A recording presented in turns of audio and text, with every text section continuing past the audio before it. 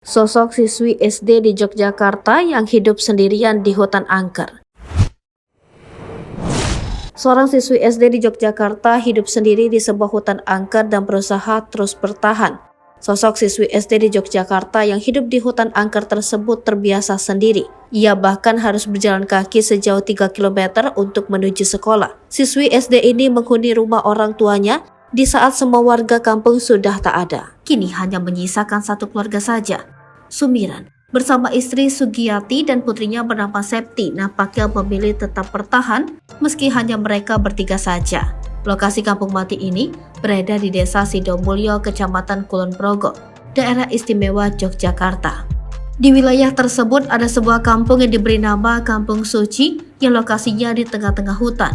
Kampung Suci kini seperti kampung mati lantaran ditinggalkan penghuninya sejak beberapa tahun lalu. Hanya keluarga Sumiran yang tetap bertahan menghuni rumahnya meski jauh dari warga yang lain. Dulu ada 7 rumah, sekarang pada pindah semua, kata Sumiran.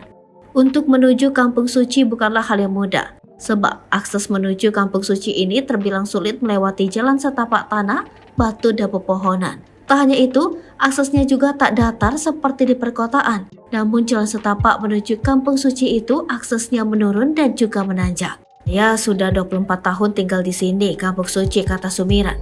Ayah satu orang anak ini bercerita sepinya Kampung Suci ini lantaran warganya memilih pindah ke perkampungan yang lebih ramai.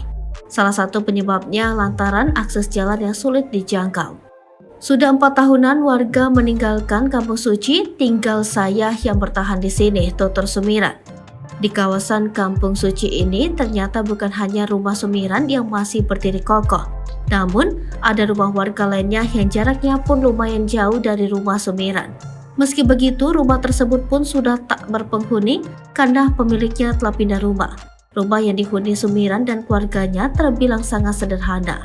Bagian dindingnya terbuat dari kayu dan lantainya masih tanah. Rumah tersebut terlihat cukup luas. Di sekelilingnya tampak pepohonan dan kebun bekas rumah warga yang ditinggalkan.